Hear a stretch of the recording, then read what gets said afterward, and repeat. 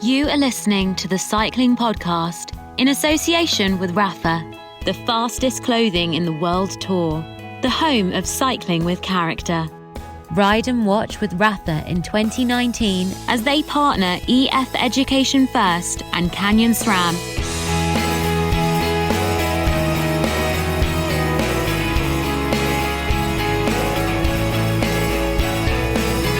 Where are we, Lionel? We're in Betty's tea room again. No, you don't need to ask now. We've taken up residency. How are they going to get rid of us after tomorrow? I'm just going to be here all next week as well. Oh, the door is big enough for us to get out.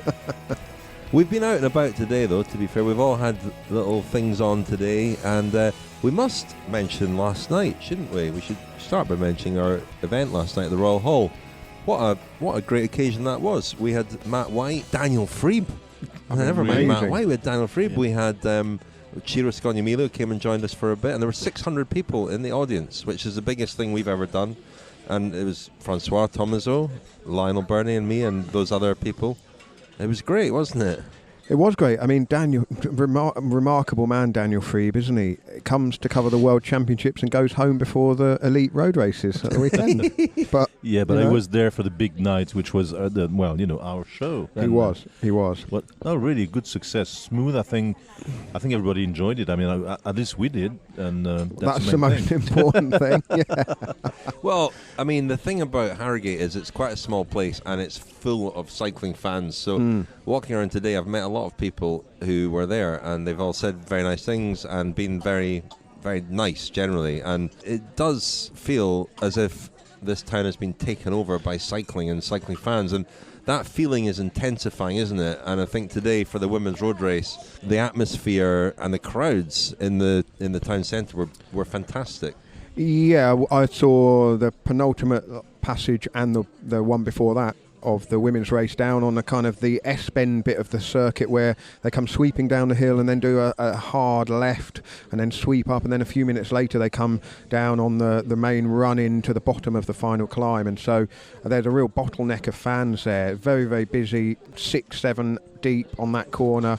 A real kind of amphitheatre of sound there, and the finishing straight as well was deeply packed crowds, a lot of noise, and it does feel like the World Championships has really started this afternoon.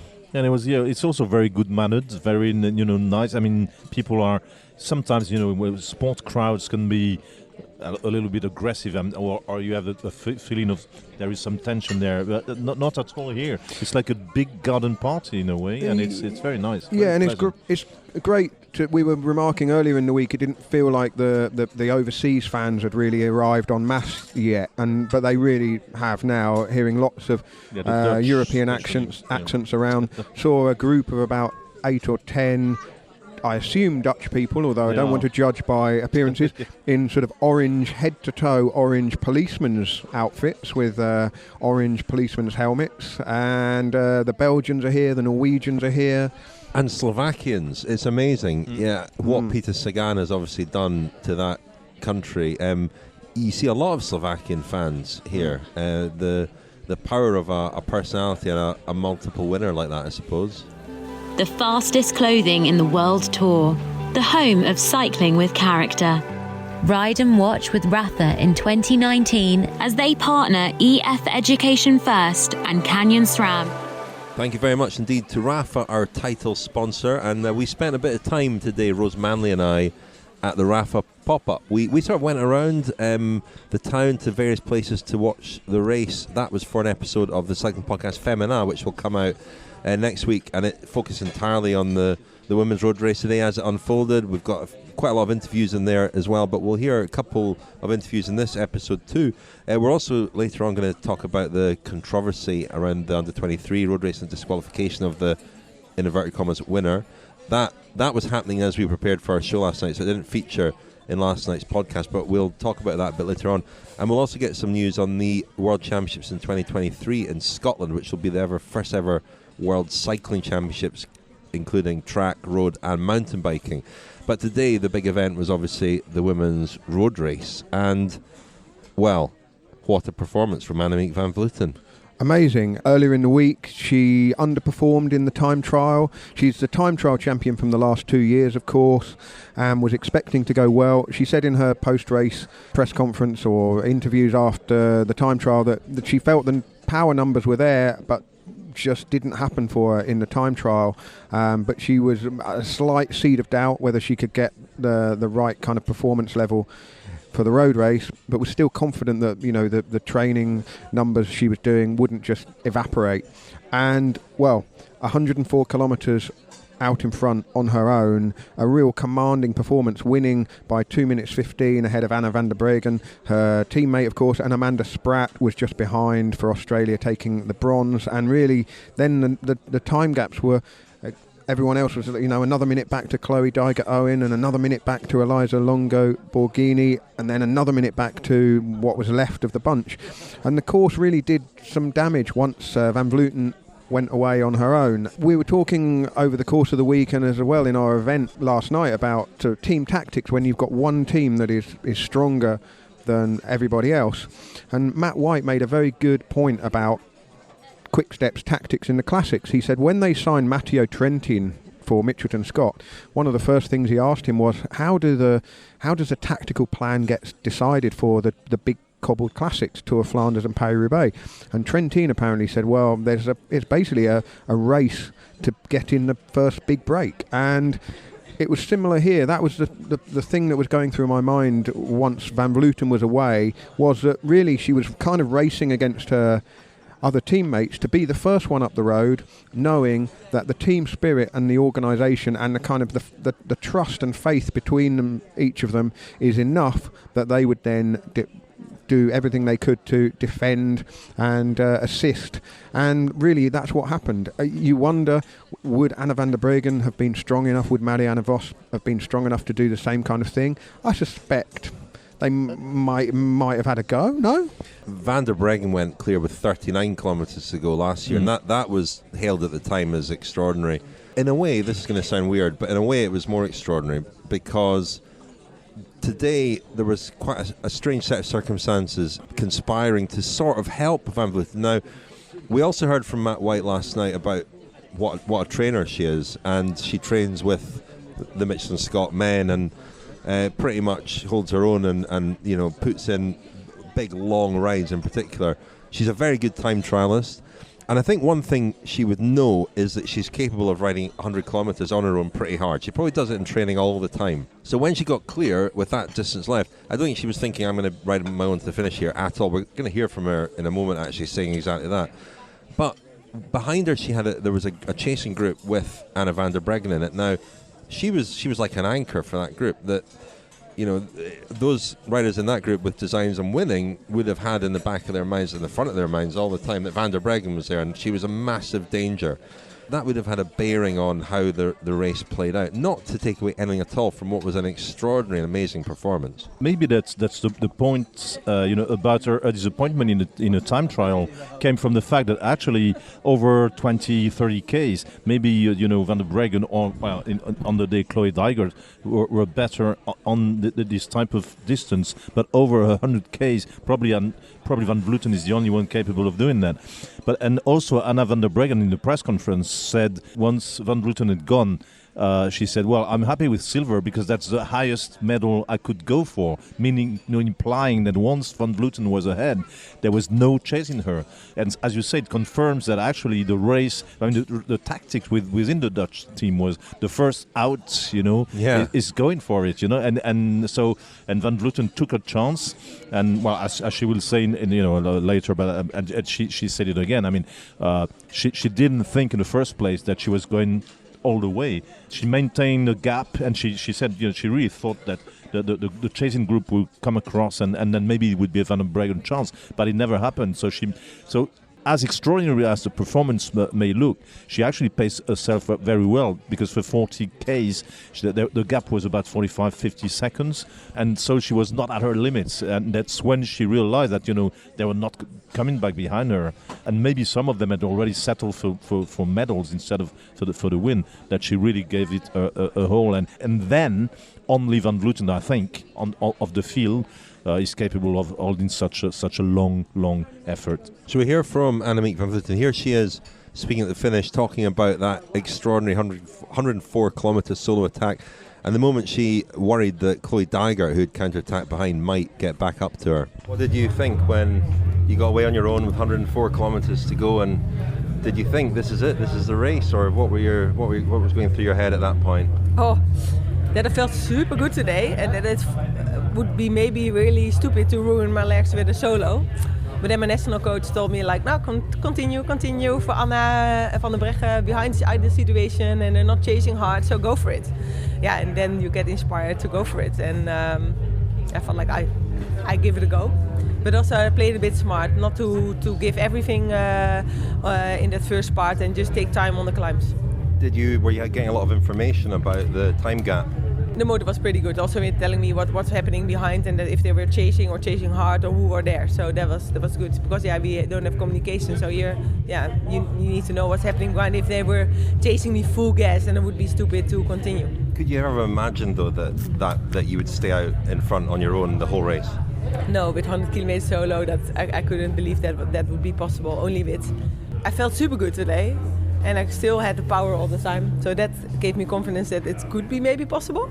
Because I saw some numbers with my power meter, I felt like, oh, this will be hard for the people in the back if they produce this power also. They will not come close a lot. I think with 15k to go, when Dygert, first she tried to come across, and then the back was 145, and then I got a bit nervous. But when I saw again 210, I felt like maybe this really crazy day can be finished off for me. That was the plan, together with Anna, and then create maybe a small group to put pressure on, because it would be stupid for the Dutchies not to use that opportunity to make the race hard. And then the plan was to see after the descent, see the situation, and then we have contact with the national coach what to do. The most special win after last year Innsbruck, the disappointment I had there, that I couldn't celebrate my world title time trial at all after breaking my knee there. And also on a course that I felt like that was my opportunity to be world champion. I was crying, that was my only opportunity to be world champion. And then finish your off season so shitty, that makes this title even more special, that I can really enjoy now. So on Wednesday I give myself one day to be a bit sad and have one night of bad sleep, and then I didn't want to analyze it, just I postponed that with 1 week with my coach. We had a 3.5 hour ride actually the day after on the road course, and I felt like I was thinking like I had a thought, oh shit, I have to take out my World Championships clothes out of my closet.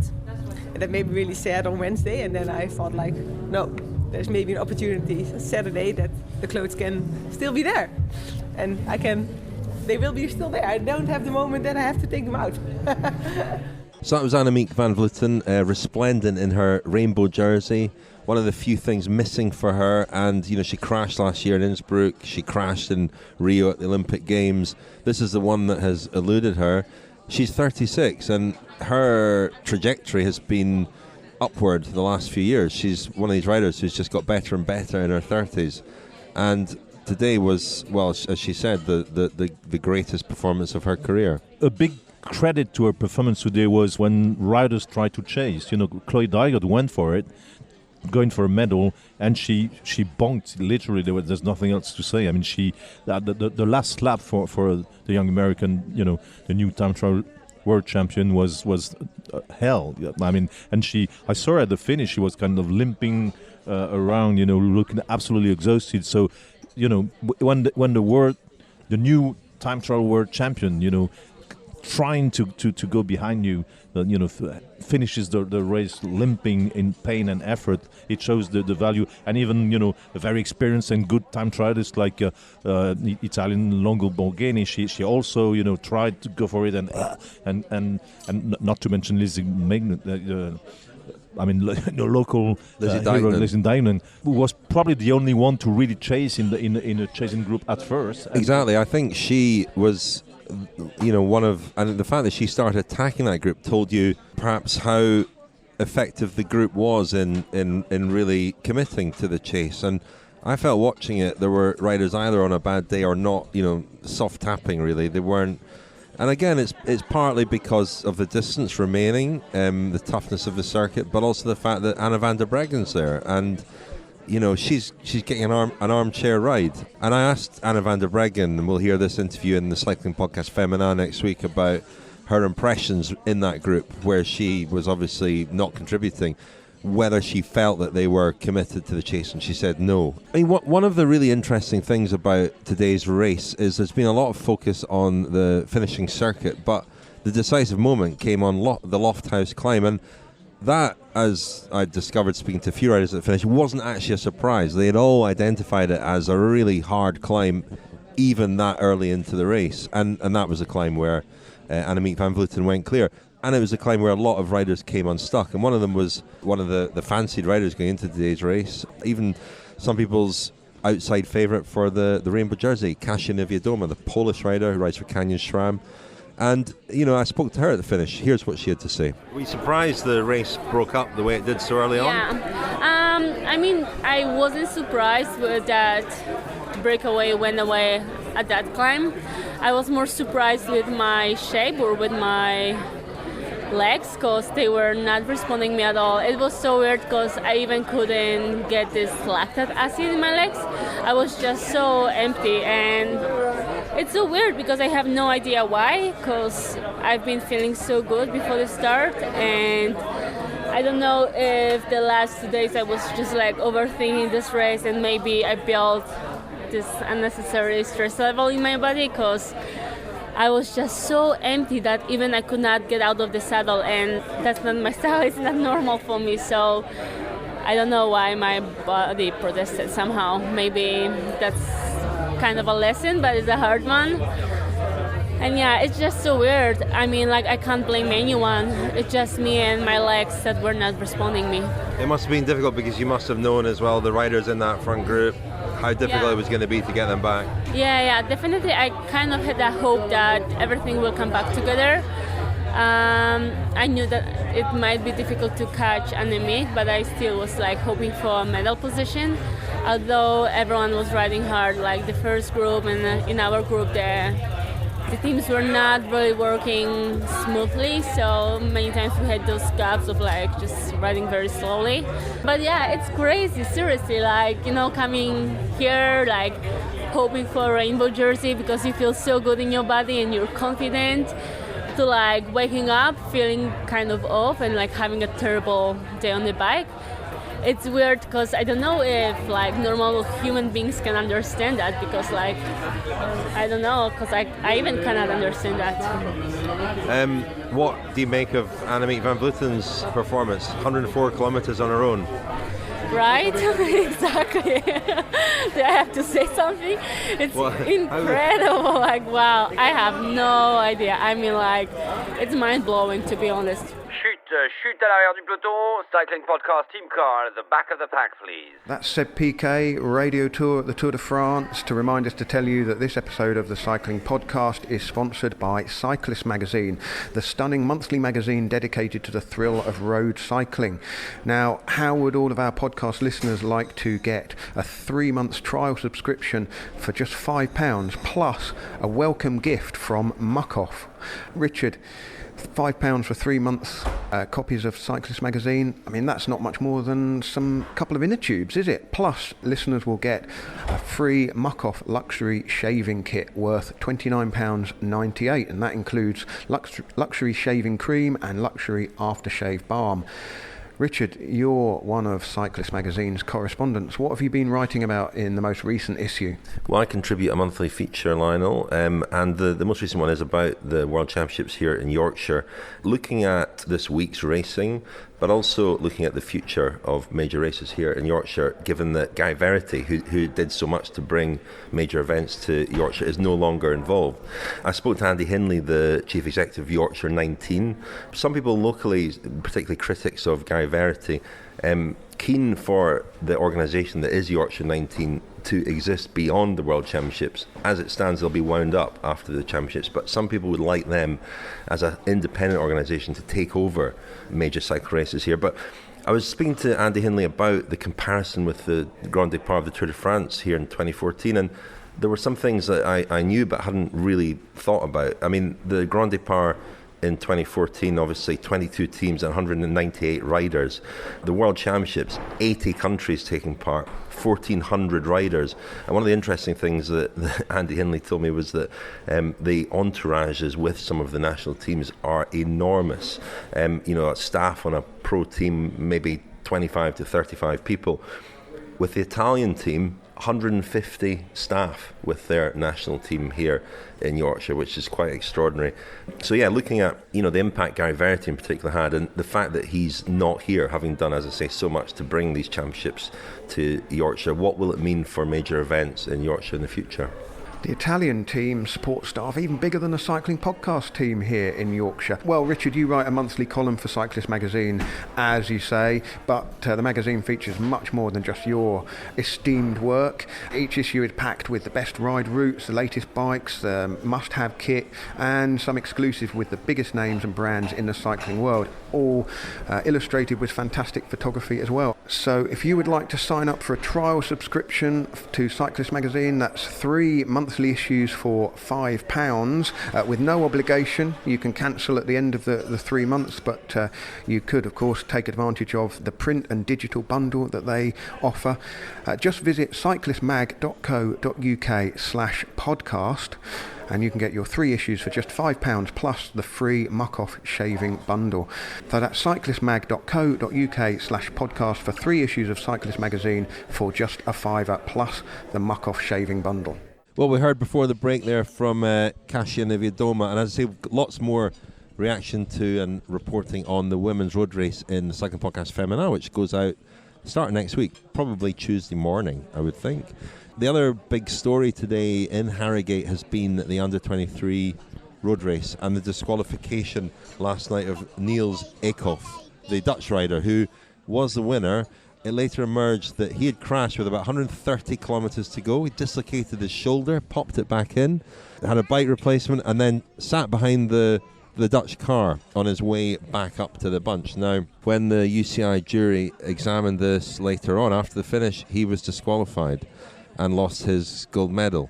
It's really split opinion, I think. It's quite telling that a lot of professional riders have been on social media calling it an outrage, while a lot of fans have been outraged. In other words, the professional riders a lot of them are saying that drafting in the convoy or behind cars is how riders get back up after a crash or a mechanical.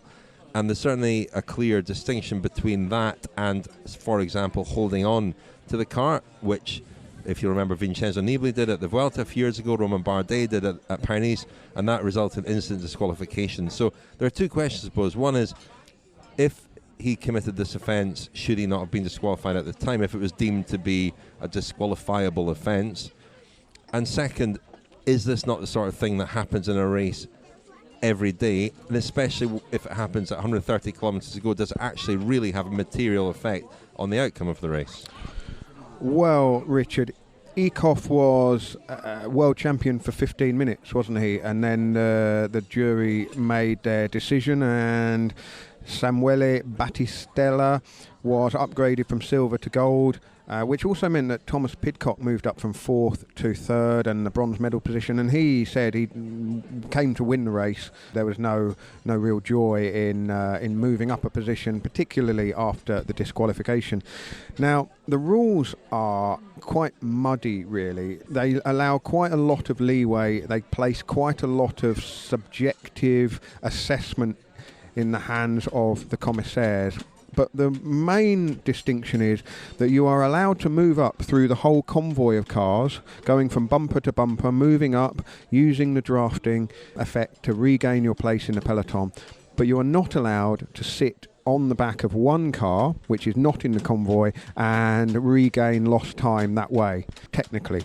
But we know, don't we, that in all races, riders get back on, they get back up to the peloton, and they use the cars, you know, whether it's the old sticky bottle or sitting on the bumper, they use the slipstream to regain the position they were in at the time they had the mechanical or the crash. And it's the unwritten, it's the grey areas, and it comes down to this subjective interpretation. The issue, I suspect, is that then Eekhoff went on and won the race. That is what has created the situation. I was trying to think about it the other way round. Say Eekhoff had gone to the podium, got the rainbow jersey and won the race, and then this footage emerged at 9 or 10 o'clock last night, and everyone was going, well, hang on a minute, the winner sat on the bumper of a car in open road for 2 minutes plus to get back up. The public opinion may well have swung slightly the other way, so I can see both sides. So I really don't know what the right answer was, other than to say that he still had to pedal his bike quickly. It's not a free ride riding like that. It's not like holding on. It's not really a free ride. Like it is on. hard. It's intense. It's into the red. Okay, the car can slow down a little bit just to. Where you know, it's up to the commissaires on the race as well, and they can't have eyes everywhere. And he was off the back at the time because he'd crashed. Let's not forget. Where they deem the vehicles to be providing an unfair assistance, they can order the vehicles to stop at the side of the road, and that's what sometimes happens. They can't, as I say, see everything. But it would have been much better if an offence had been deemed to be committed and seen at the time that the action had been taken at the time. I've let you talk like you know most of the cycling fans and the cycling pros have for the past day, but my opinion on this, I mean, it's a general one. I mean, I made it a rule for myself to think the rule is the rule, and you know, refereeing in sport in general. I mean, when I was a kid, you know, I was a runner, and my coach, my trainer, and all the guys, you know, the staff in my club said that the number one rule of sport is the referee is always right. I think that's something we should get, you know, kind of respect, because it's kind of spreading not only to cycling but in all fields of society. Justice is now always criticized, and any justice decisions or legal decision is kind of disputed.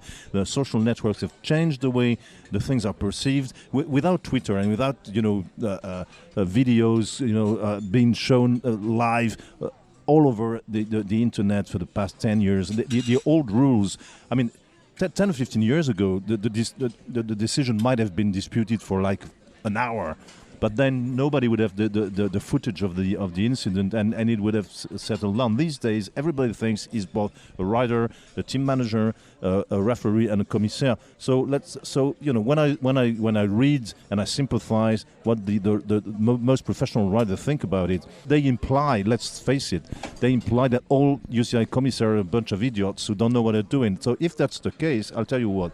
I've said repeatedly that the riders do not take an important enough role in the you know, management of their own sport. So if they want to change the rules, do it. You know, stand for it and say the rules for drafting are not clear enough. They are not good enough. We should change it. But do it. Do something. You know, instead of always complaining that we don't know what the rules are. It's complicated and blah blah blah. Second thing, I read a lot about the decision, saying the decision came too far. The guy should have been put, taken out of the race straight away.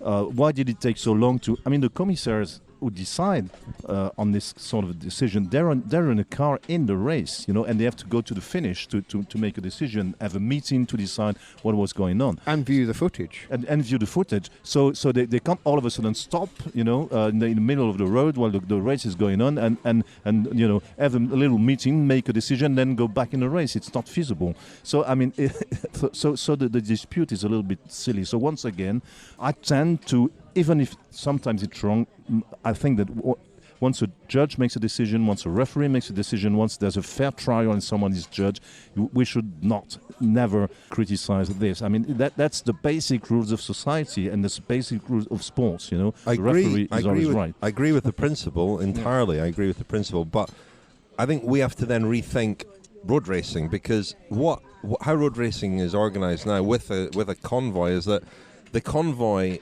in other words, the vehicles that follow the race offer a second chance to a rider who has some misfortune. So a mechanical or a crash, how do people think that rider gets back to the race? They don't get back riding on their own to a bunch that's racing along. That would be impossible. So the way that a rider comes back, and how many riders have won races having suffered a mechanical or a crash? Quite a few. So this is a part of bike racing. It's like an insurance policy. What I think is that hasn't... Now, the rules might state in black and white, but as you say, Lionel, they're a bit vague and a bit opaque, and usually it's a fine rather than a disqualification for this kind of thing. Holding on is a different matter, but sitting behind a vehicle is in that grey area, I think, and it could have been a fine rather than a disqualification. This was a very harsh punishment. I totally agree with the point you're making, François, but there has to be consistency in applying the rules, and we have to also, understand that this is how road racing has worked for decades, that the convoy is effectively part of the race, and it offers a way back into the race for somebody who's suffered a misfortune. That might be right or wrong, but it's the way it is. Maybe it's the same thing in football. Sometimes refereeing at the World Cup is different from what the refereeing is in a domestic league or even in a Champions League. Maybe UCI is trying to set an example, and that's what happened there. I didn't watch the 10 minutes of... Who actually did watch the 10 minutes of drafting? 2 minutes. 2 minutes, yeah. Yeah, I did. Well, it's very difficult from these 2 minutes and a half to make a real decision. Am I more competent than a commissaire to decide whether it's the rules or not? And are professional riders, do they know what the spirit of the rules are better than the UCI commissaire? I don't know. That's a good valid point. But if that's the case, then ask, like in the old days of rugby or football, ask one rider in the bunch to be the commissaire that day. Fabian Cancellara is retired, unfortunately. Comes out of retirement to referee the race. On the professional riders coming out in support of Eekhoff, I understand that probably best of all the aspects of this story, because but for the grace of God goes every rider who's ever had a problem. Of course, I know they all have been in this position, so of course they will defend. I mean, have you ever heard a football player say the referees are great, that's the best profession on earth, we love them? Have you ever heard a tennis player thinks the lines judges are right? I mean, it's part of sport, that they're the enemy. People are criticising the rule, and the rules are, it's referred to in various places in the UCI's regulations on the operation of road racing. The rules are not clear. There's not a hard and fast rule, and the reason there isn't a hard and fast rule is because if François, they said, okay, you're allowed to draft behind a car for 1 minute, all that would happen is that everyone would be using their 1 minutes, and how many multiples of 1 minute per race, and you can have 5 1 minute drafts. I mean, you would end up changing the culture of road racing so completely. What we have is not perfect, and this was a really imperfect situation. But the alternative you're saying is that the guy crashed. Do you know what the answer is? Had his shoulder out, but then is not entitled to rejoin the race in the place that he was in. Do you know what the answer is to this? Do away with the convoy. In this, in these times of climate change and so on, and consider the number of vehicles following a bike race. Commissaires on a bike. Well, there are commissars on motorbikes as well, but have 3 or 4 neutral service cars in the race and get rid of the team cars, because those team cars are obviously going to help their riders if they can and if they think they can get away with it. Lovely idea, Richard. But come on. Look. That means that you crash and you're on the ground for 45 seconds to a minute, and your race is not far from over. But that's the kind of the point I'm making. So to argue the other point is to say that rider gets back thanks to assistance from the vehicles following the race. To go back to the physical effort, and obviously everyone could look at a Strava file and go, this is ridiculous, he's travelling at 64 kilometres an hour or whatever on, you can't ride that fast without drafting.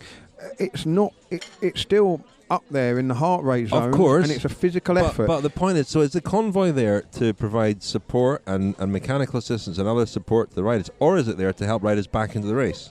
Officially, it's are we there. Acknowledging that it is there partly to help riders back into the race? Tacitly, we're accepting that that's what they do. Yeah, and that's what the Dutch team did yesterday.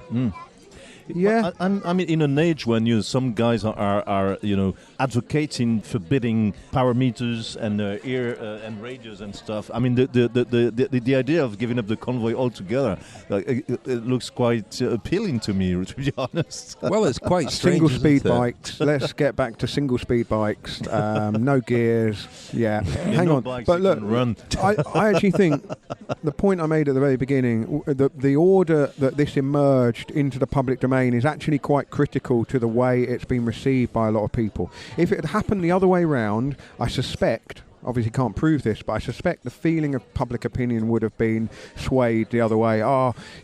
He's won the medal, he's got the jersey, poor old the Italian rider who cheated out of the gold medal because this guy is ridden on the wheel of the bumper of the car for 2 minutes. And the second important point is, had it not crashed but simply punctured, everybody would have supported the ban. The dramatic, the emotional thing about he crashed, he dislocated his shoulder. I mean, it made it so romantic. Then all of a sudden the Commissar kind of spoiled a great story. Well, so yeah, he was the victim rather than the Italian rider.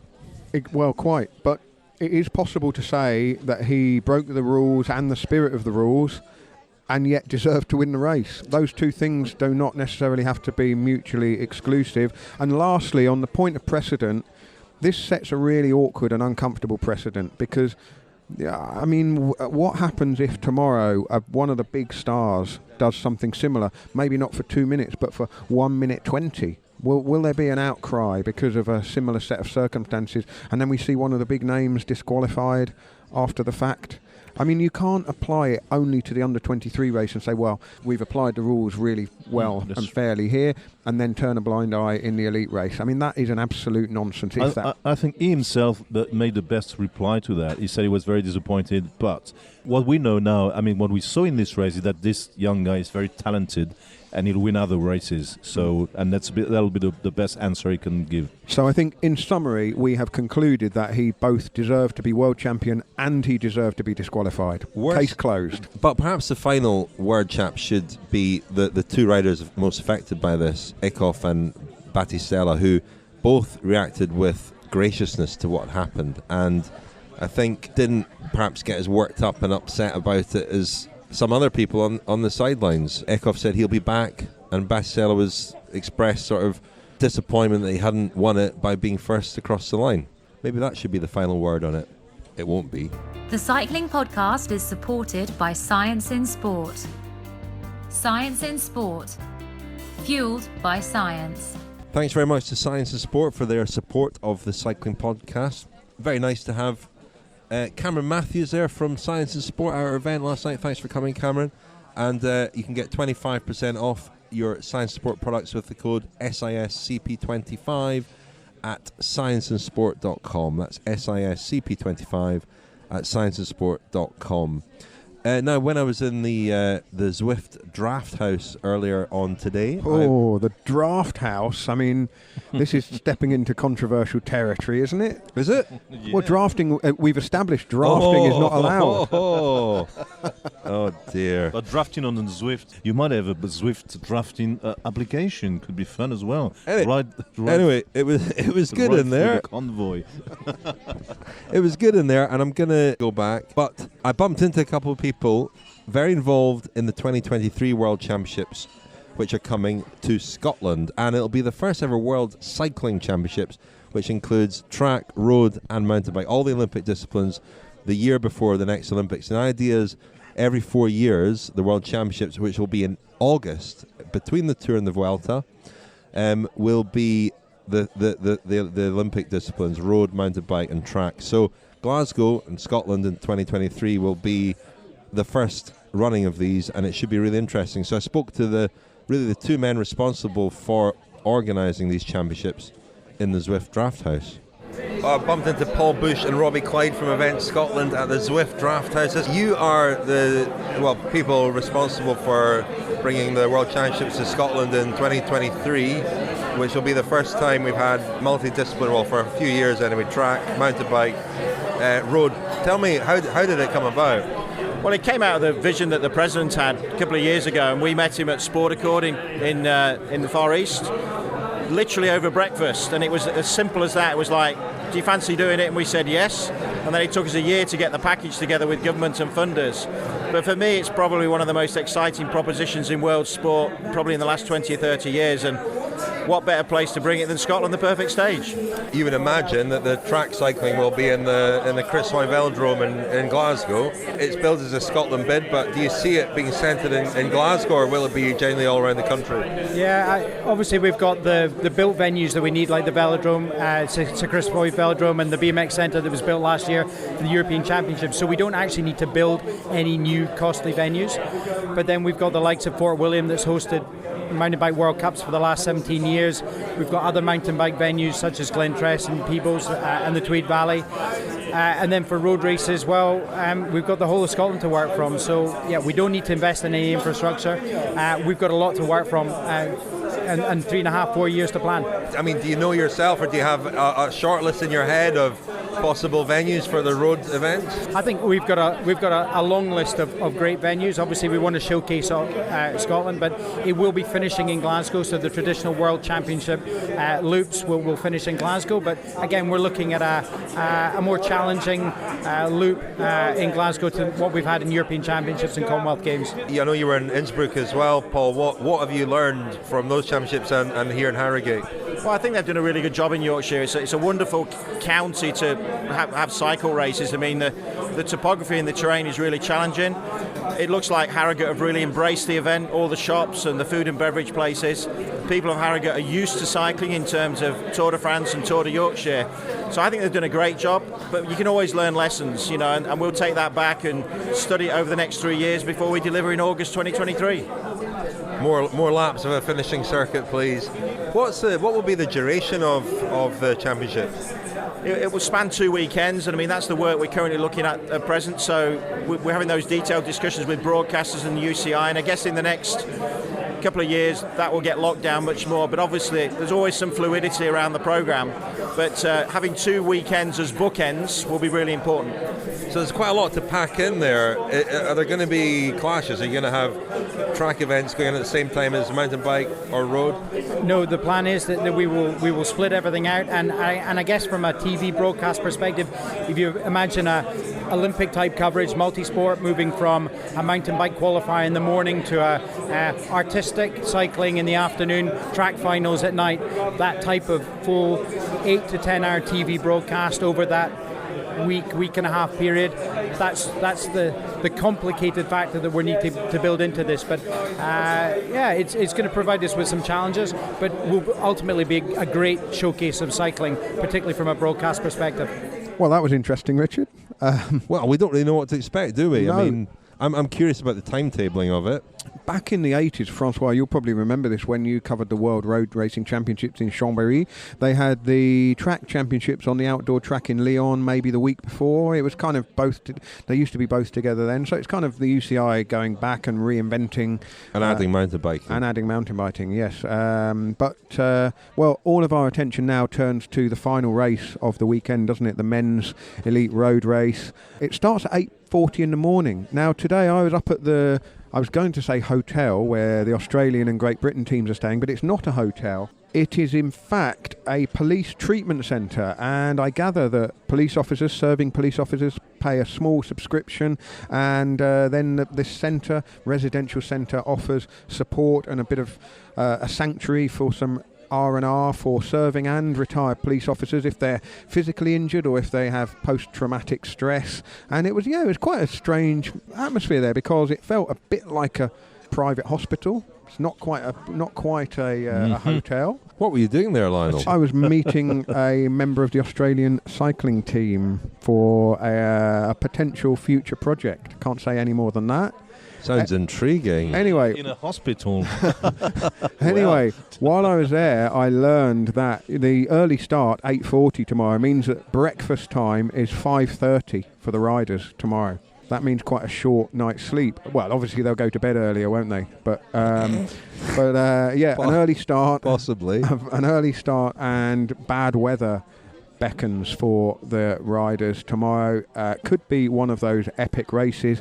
And before we go, let's hear from someone who's riding for the Ireland team, Conor Dunne, kept a diary for us at the Tour of Britain, which we put out for friends of the podcast last week. Really entertaining listen. We put it out in 2 parts. He's become quite the podcaster, hasn't he? Sending something else. We can't stop him, can we? Can't shut him up. He sent us a little dispatch. He's, of course, riding here. I imagine they have high hopes for Sam Bennett. I've seen someone today who thinks Sam Bennett is a really good outside bet. On that finish, if it comes down to a little group, I would say, and if it's a tough, wet race. And if he's there. And if he's there, and if he's over the line first, he'll be world champion. Only if he's not then subsequently disqualified for sitting behind his car. Anyway, let's hear a little dispatch from Conor Dunne from Harrogate. Hey everyone, Conor Dunne here, reporting from Harrogate the day before the World Championships in Yorkshire. Pretty chuffed to be here again. This is my 4th World, so I can't believe how that time's gone, to be honest. But it's always such an honour to be at the World Championships and have the special national jersey on, the Irish jersey in my case. So yeah, it's a huge honour to be here. It's been a good build-up actually for me. I've had a lot of racing, finishing off with Tour of Britain 2 weeks ago. Actually, my recovery after Tour of Britain wasn't that great. I was pretty tired and got sick, so that whole week really I was just struggling to get healthy again and really not doing much training, just easy rides, trying to recover. And I was supposed to race in Belgium at the weekend, but unfortunately I was just not right to race still. So it was a real long recovery, but in the end actually started to come good once I got healthy, and I've done a 7-hour ride on Tuesday and a couple of intense rides too, and felt the legs come really, really good. These last days seem to have been having a little bit of the odd bit of bad luck. I got stung by a wasp on the head, right on the temple in the middle of a VO2 max effort. And then yesterday actually I walked into a door frame really hard. I was looking at my phone and just walked straight into a door frame. And I had to lie down on the floor. I thought I'd give myself a concussion, but I think I've hit my head so many times on door frames now that I've kind of gone past that point now. Yeah, thankfully had a bit of a headache yesterday, but today I've been feeling better. All to play for tomorrow. I'm on the start line, which is the main thing. Managed to see a good bit of the course. Managed to see the finishing circuits, and Dan Martin, my roommate, he's done the first 190k, so he's been telling me a bit about what he thinks. The general consensus among most people is it's going to be a proper epic day, proper epic. Like in my 3 worlds, the worlds are always epic, but I think this one with the weather was due to rain a lot. I think this could be a real corker of a race. It sounds pretty hard, and the first 190k, the big loop, sounds pretty tough. A lot of wind and rain, and smaller roads, bigger roads, and depending on how it's raced, I think we'll arrive on the circuits and everyone's going to be pretty shocked by the time we even arrive on the circuits. And I think for anyone who's been watching the races previously, the under-23s, the juniors and the women who might have seen the course, I think it's actually a bit harder than it looks on the TV. Like there's a lot of quite technical corners, maybe I'd say 3 or 4 real kind of key corners on the circuit. And if you're out of position on these corners, you're going to be spending a lot of energy sprinting out of them further back down the line, even as far as like 40 or 50 guys back. I think it's going to be hurting the legs. So if the big group arrives on this circuit, I think it's going to be pretty tough. I think it's a similar circuit to the Richmond Worlds, I reckon. I can see a similar scenario happening, and I think with the weather conditions being worse than it was at the Richmond Worlds, I think the selections are going to be made even earlier. Then the last 175k is just going to be full-on slugfest. Got a strong team here with Ireland. We've got 6 riders, and Sam Bennett and Dan Martin in good form, so we've got a few cards to play and a lot of Irish support out on the road. So this kind of I feel we're going in as kind of a little bit of an underdog sort of mentality maybe, and see what we can do. Be a big day, but yeah, so looking forward to it. Soak up the atmosphere a bit as well if we can, and just get stuck here and empty the tanks. Worlds is mega. Everyone's half cut on the side of the road going bonkers, so it's always a good one. Everyone's so motivated and just give it our best. Get stuck in. Ciao for now. Hopefully all the best for tomorrow for everyone in the race, and the winds of luck will be with us, we hope. Thanks. I know you wanted to finish the today's podcast on this, on this interview, which was quite interesting. But we've talked for the past couple of days about a lot of favourites for tomorrow's race, and we never mentioned once Julien Alaphilippe. I think that being the Frenchman in the team, I have to say a few things. There was actually a very interesting piece in L'Équipe 2 days ago about Alaphilippe and Harrogate. In many ways, it was for.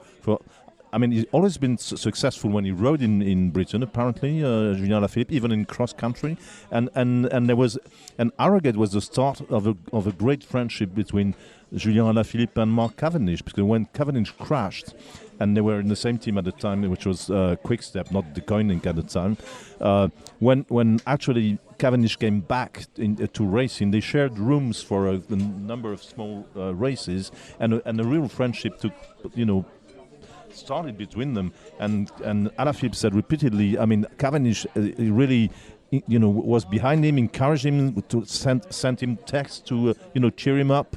And there's a huge respect between the two of them, and it started from there. And Alaphilippe said really to see how humble and, actually, Cavendish in some races like Tour de l'Ain, went down to fetch, pick up the bidons for Julien Alaphilippe when he was in the leader role, and so I discovered the really apparently the strong, a friendly link between the two, and it started indirectly in Harrogate. That was that little thing on Alaphilippe. Apparently, we've been saying Harrogate wrong, and a listener, a friend of the podcast who was on our bike ride the other day, gave us the correct pronunciation. Let's just hear what it is. Harrogate. So apparently, Harrogate. I said it correctly on stage in the Royal Hall, Harrogate, and everyone cheered in Harrogate. Okay, I mean, great. What's this become now? Okay, really? so listen, we'll be back tomorrow with the final podcast from Harrogate. It's going to be a 30-minute special, Daniel Freeb's assessment of afternoon tea. Okay, thank you, Lionel. Thanks, Richard. Thank you, François. Thank you, guys.